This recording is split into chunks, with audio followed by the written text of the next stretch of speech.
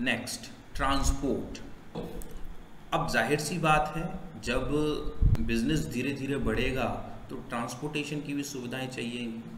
अब पहले तो हमने कह दिया भाई सिल्क रूट और स्पाइस रूट के थ्रू काम चला करता था, वो तो आपको इंट्रोडक्शन पार्ट में बताया, लेकिन वो भी तो ट्रांसपोर्टेशन की व्यवस्था थी, right. In earlier times business was limited to near by places which could be covered by foot. यानी सबसे पहले तो फुट, जो हम बात कर रहे थे बार्टर सिस्टम, तो वो जैसे कि मैंने बताया एक क्षेत्रीय, एक छोटे से क्षेत्र में ही आदान प्रदान हो सकता था। फिर धीरे धीरे क्या हुआ, रोड्स बन गए, ठीक है ना, और कॉइन करेंसी का चलन हो गया। तो उसके बाद क्या हुआ, वो धीरे धीरे बिजनेस फैलने लगा, वेरियस पार्ट्स ऑफ कंट्री तक पहुंच गया। और northern roadway route is believe to have stretched originally from Bengal to Takshashila, यानी कि बंगाल से तक्षशिला तक फैला हुआ था ये नॉर्दर्न रोडवे, रोड वाला रास्ता था। तो आप देख सकते हैं जब इतना लंबा रास्ता तैयार हो गया तो जाहिर सी बात है अब ट्रेड आसानी से होगा। इसके अलावा साउथ में भी ट्रेड रूट्स थे, ठीक है, ईस्ट एंड वेस्ट तक फैले हुए, ठीक। तो इस तरीके से देखेंगे तो अब पूरा इंडिया ही लगभग कवर हो गया रोड से धीरे धीरे। तो जाहिर सी बात है कॉमर्शियल एक्टिविटीज़ इम्प्रूव होने लगी, ठीक, यानी पहले foot and then road, okay. After that sea routes develop हुए, जो भी हमने पढ़े थे सी रूट्स वो काफ़ी देर में डेवलप हुए, okay. So developed sea routes and navigation facilities, उससे बिजनेस ट्रेड और बढ़ गया, ठीक है। So India was very well known for its knowledge on navigation and ship building. तो इंडिया इसके लिए बहुत पॉपुलर रहा है। नेविगेशन यानी रास्तों की जानकारी इनको बहुत अच्छी हुआ करती थी, और शिप बिल्डिंग में एक्सपर्ट हुआ करते थे। जो इंडियन सेलर्स होते हैं जो शिप चलाते हैं, को travel to various European countries and sell their products, right, कि लंबा रास्ता तय करते थे वो यूरोपियन कंट्रीज़ का और अपने प्रोडक्ट्स वहाँ तक बेच के आते थे, ओके। तो आप देख रहे होंगे जब इतनी दूर तक वो बेचने जा रहे हैं तो जाहिर सी बात है अच्छा खासा पैसा कमा के आ रहे होंगे वहाँ से। चलिए आगे बढ़ते हैं। So maritime routes including silk route and spice route created a global trade network, यानी कि अब बात केवल इंडिया के अंदर ही बिजनेस की नहीं रही, अब ग्लोबल नेटवर्क बन गया कई कंट्रीज से जुड़ा हुआ, ओके। चलिए आगे बढ़ते हैं। अब अगला टॉपिक है हमारा ट्रेडिंग कम्युनिटीज़। सो ट्रेडिशनली हम देखें तो जो वैश्याज लोग होते हैं वो बिजनेस किया करते थे, जिनको हम बनियास कहते हैं, आज भी करते हैं, सीजन स्टोर्स वगैरह, और बड़े बड़े बिजनेस करते हैं लोग, ठीक। तो ये कम्युनिटी बिजनेस किया करती थी, पॉपुलर थी। However in due course different communities started trade in different provinces of India. तो इंडिया के अलग अलग प्रांतों में, हिस्सों में अलग अलग कम्युनिटीज़ ने बिजनेस करना शुरू कर दिया, ठीक।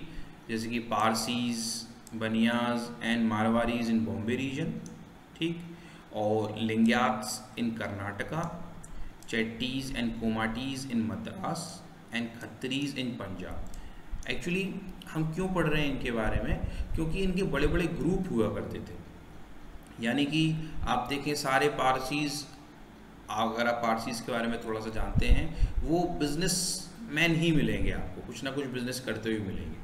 तो पूरा के पूरा आप कह सकते हैं एंटायर कम्युनिटी ने एक पर्टिकुलर काइंड ऑफ बिजनेस को अडॉप्ट कर लिया और फिर उस तरह का बिजनेस वो किए जा रहे हैं, ठीक। Punjabi and Multani merchants handle business in northern region, ठीक है। अलग अलग एरियाज़ में अलग अलग कम्युनिटीज़ उभरने लगी, स्पेशली ट्रेड में, okay, specific kind of trade में। Bhatts manage trade in the states of Gujarat and Rajasthan. Rajasthan में भट्ट पॉपुलर हैं बिजनेस के लिए। वेस्टर्न इंडिया में हम देखें तो उनको महाजन बोलते हैं, वो बहुत पॉपुलर हो गए, ओके। और अगर आप साउथ में देखें तो छठ बोलते हैं इनको, वो वहाँ काफ़ी पॉपुलर हो गए। तो these are the trading communities in India, जो इंडिया में ट्रेड कर रही थी, ठीक है ना। तो इनके बारे में बस हमको थोड़ा कम्युनिटीज़ के बारे में पता होना चाहिए। ये पूछा जा सकता है कौन सी कम्युनिटी किस क्षेत्र में होगी, थोड़ा सा इनके बारे में पढ़ लीजिएगा। Next topic is merchant corporations. अब क्या हुआ कि ये ट्रेडिंग कम्युनिटीज़ थी, इनके ग्रुप्स धीरे धीरे और बड़े होने लगे, okay. The merchant community also derived power and prestige from guilds.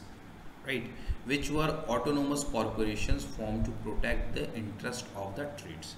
तो जो अभी हमने पढ़ा ट्रेडिंग कम्युनिटी, उनको मर्चेंट कम्युनिटी भी कह सकते हैं।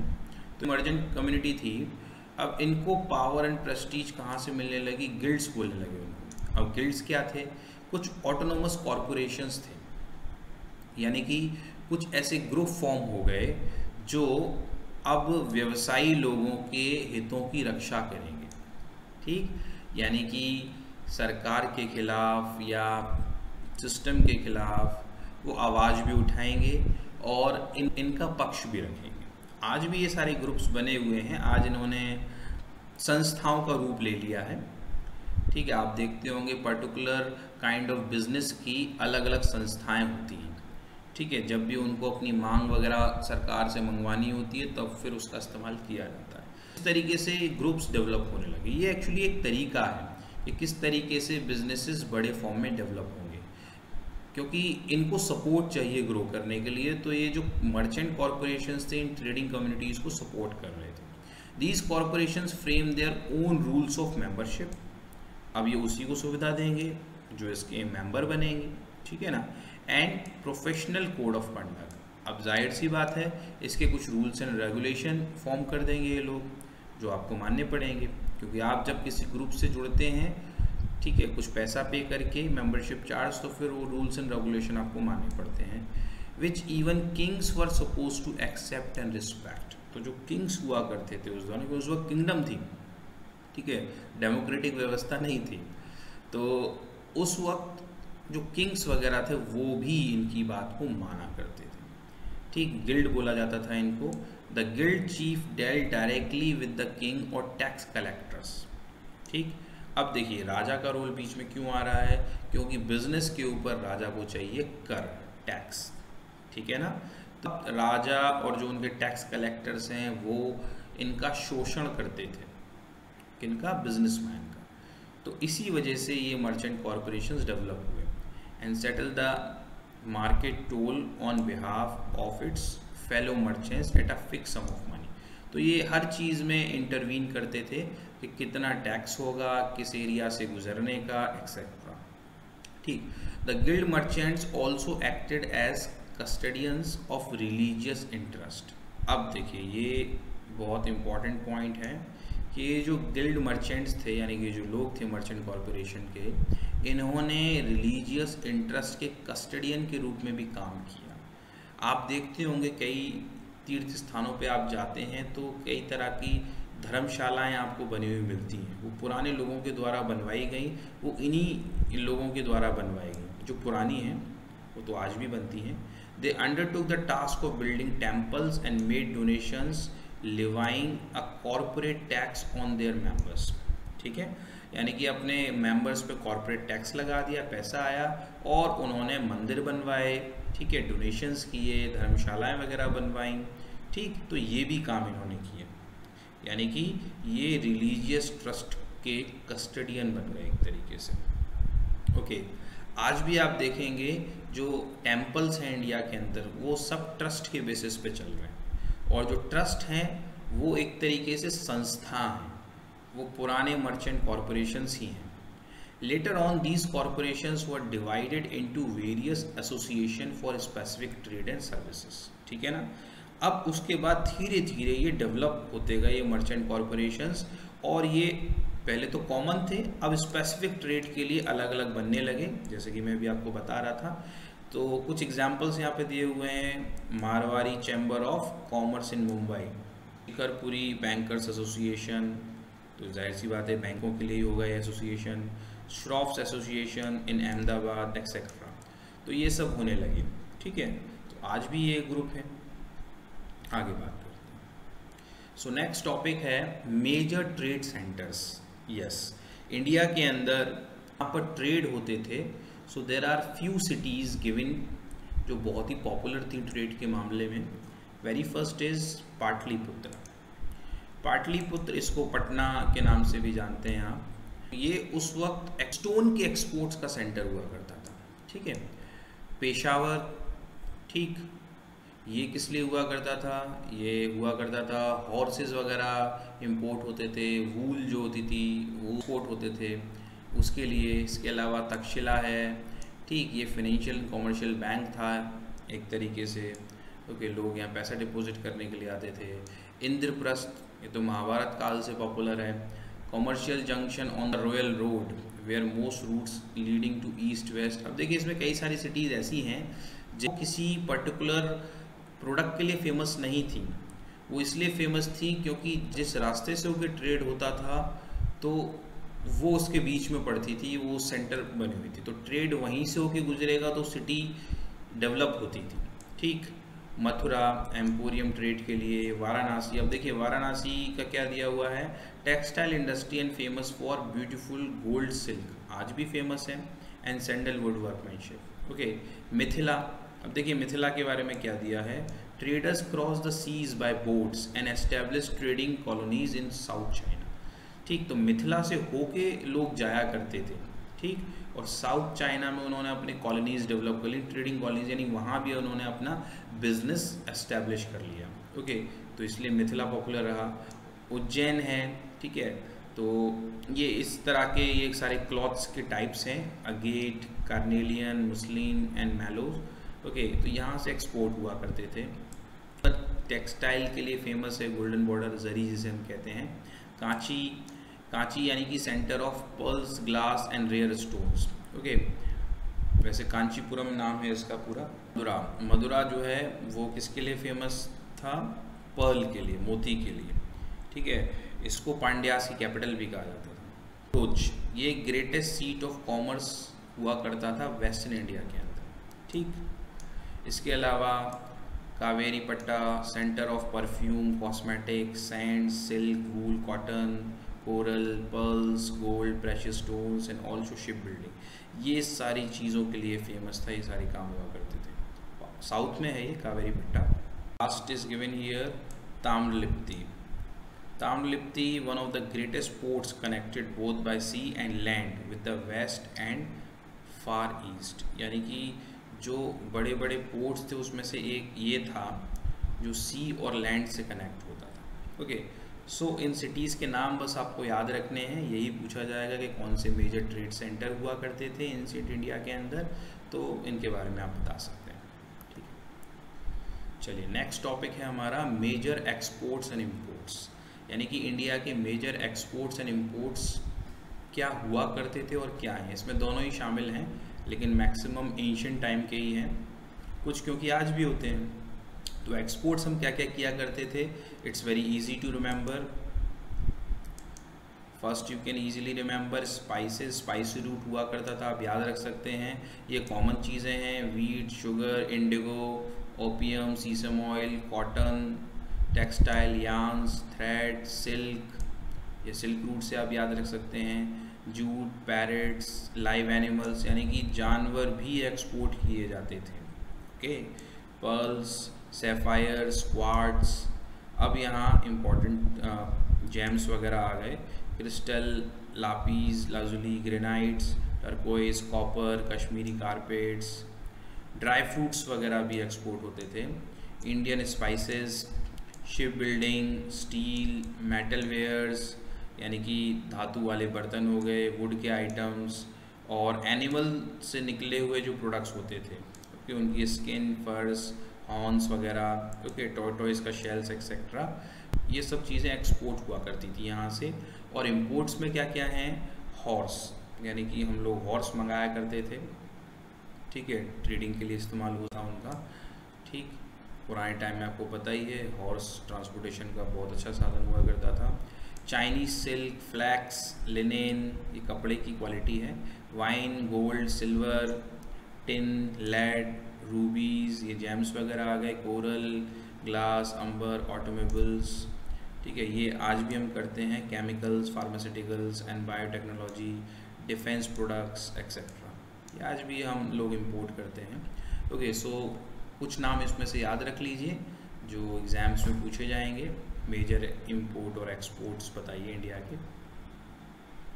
Next, position of Indian subcontinent in world economy. Very first let me tell you, when we say Indian subcontinent, then it includes 7 countries: India, Bangladesh, Bhutan, Maldives, Nepal, Pakistan and Sri Lanka.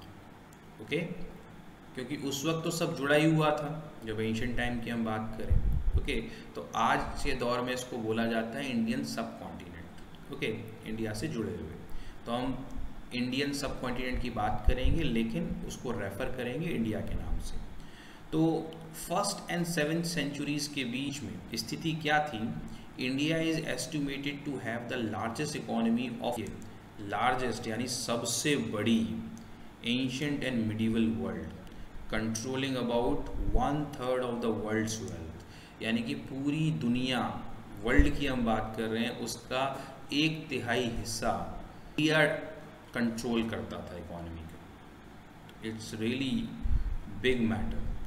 ठीक है, आपने सुना होगा in older time India was called golden bird, है ना। देखिए यहाँ भी लिखा हुआ है, the country was often refer to as Swarna Bhumi, स्वर्ण द्वीप एंड गोल्डन बर्ड, सोने की चिड़िया, in the writings of many foreign travellers till 17th century. यानी कि ये जो बात थी, इस वक्त ये स्थिति हुआ करती थी, यानी 17th सेंचुरी तक के हमें प्रमाण मिलते हैं कि उस वक्त तक गोल्डन बर्ड था। आप लोगों ने सुना होगा, बहुत पॉपुलर कहानियाँ रही हैं ब्रिटिश रूल के बारे में। Okay, so in 18th century despite the growing commercial sector, India was far behind western Europe in technology, innovation, ideas. अब देखिए 18th सेंचुरी में क्या हो रहा था, हमारा कॉमर्शियल सेक्टर तो इम्प्रूव हो रहा था। ठीक है, 17th सेंचुरी की हम बात करें, 17th सेंचुरी में ही ईस्ट इंडिया कंपनी इंडिया में आई थी। ओके, सो कॉमर्शियल सेक्टर तो इम्प्रूव हो रहा था, लेकिन बात करें हम टेक्नोलॉजी की, इनोवेशन की और आइडियाज़ की, तो उसमें वो वेस्टर्न यूरोप से पीछे हुआ करता था। The British empire began to take roots in India in the mid 18th century. तो ईस्ट इंडिया कंपनी 1600 के आसपास आई, उन्होंने अपने रूट्स यहाँ फैलाना शुरू कर दिए मिड 18th सेंचुरी तक। This change the condition of Indian economy from an exporter of processed goods to the importer of raw material and buyer of manufactured products. यानी कि पहले इंडिया क्या हुआ करता था, एक्सपोर्टर ऑफ प्रोसेस्ड गुड्स। ठीक है, अब स्थिति क्या हो गई, पहले हम एक्सपोर्टर थे, अब हम क्या बन गए, इम्पोर्टर बन गए, कि रॉ मटेरियल हम इंपोर्ट कर रहे हैं और मैन्युफैक्चर्ड मटेरियल बना रहे हैं। यानी कि यहाँ इंडिया में जो भी उपज हुई, जो भी फसल हुई, उसे इंग्लैंड भिजवा दिया जाता था, फिर इंग्लैंड से उसे खरीदा जाएगा रॉ मटेरियल के तौर पे। ठीक, और उसके बाद प्रोडक्ट्स बनाए जाएंगे और फिर यहाँ के लोगों को बेचे जाएंगे। तो आप देख रहे हैं कि यहाँ पे डबल उन्होंने मार दी इंडिया को। इंडिया का ही सामान अगर इंडिया को ही इंपोर्ट करना पड़ रहा है तो इससे बड़ी दुर्भाग्य की बात कुछ नहीं हो सकती। But this was all happening at that point of time. ठीक, after independence process of rebuilding the economy started. अब आप सब लोग जानते हैं कि India became free on 15th August 1947। तो तब तक तो ब्रिटिश रूल रहा, but after independence process of rebuilding the economy started. ठीक है ना, जो इंडियन लीडर्स थे उन्होंने इंडियन इकोनॉमी को दोबारा से बिल्ड करने का प्रोसेस स्टार्ट कर दिया और 1948 में ही उन्होंने फर्स्ट इकोनॉमिक पॉलिसी या जिसे इंडस्ट्रियल पॉलिसी हम कहते हैं वो लॉन्च कर दी। ठीक है, जिसमें इंडस्ट्री के डेवलपमेंट को ध्यान में रखा गया, चाहे वो छोटी थी, बड़ी थी, हर तरह के बिजनेस को डेवलप करने के उद्देश्य रखे गए। Thereafter many economic policies were launched. Time to time कई सारी पॉलिसीज़ आई, 1958 के बाद 54 में, 70 में, 80 में, ओके, वेरियस। लेकिन सब में एक ही प्रॉब्लम थी कि हमारे पास मिक्स्ड इकोनॉमिक सिस्टम था और हम पब्लिक सेक्टर पे ही एंटायरली डिपेंड कर रहे थे और कई सारी हमने ट्रेड प्रैक्टिसेस रख रखी थी, कुछ एक्ट्स वगैरह थे लाइक MRTP एक्ट एक्सेट्रा। तो इस वजह से रेस्ट्रिक्शन बहुत थे ट्रेड के ऊपर। तो जो कंडीशन ऑफ इंडियन इकोनॉमी थी वो बुरी बद से बदतर हो गई 1991 में। ठीक, यानी संभल नहीं पाई, हालत ख़राब हो गई। 1991 there was a big change in India. India adopted new economic policy. Okay, इसमें 3 जो खास बातें थी, लिबरलाइजेशन, प्राइवेटाइजेशन एंड ग्लोबलाइजेशन, या LPG मॉडल के नाम से जानते हैं। As a result today India is one of the fastest growing economies in the world, right. उसके बाद इंडिया इकोनॉमी के मामले में इम्प्रूव करता गया, ठीक है ना, ये स्थिति थी। So that is why the topic is position of Indian subcontinent in world economy. So what was it in beginning, what it went in middle, and now how it recovered? तो initially 1st and 7th century में बहुत अच्छी स्थिति थी, we were controlling 1/3 of the entire world's wealth। उसके बाद 17th century तक हालात ठीक रहे, उसके बाद स्थिति खराब होना शुरू हुई, इंडिया फ्री भी हो गया, उसके बाद भी स्थिति खराब ही रही और ख़राब ही हो गई, फिर 1991 के बाद से इम्प्रूवमेंट होना शुरू हुआ। Alright, so friends, it was all about this topic today. Very soon I am going to meet you in the another video. उस वीडियो में एक नया टॉपिक होगा और फिर से हम डिटेल में डिस्कशन करेंगे। Right then, see you very soon. Thank you. Bye bye.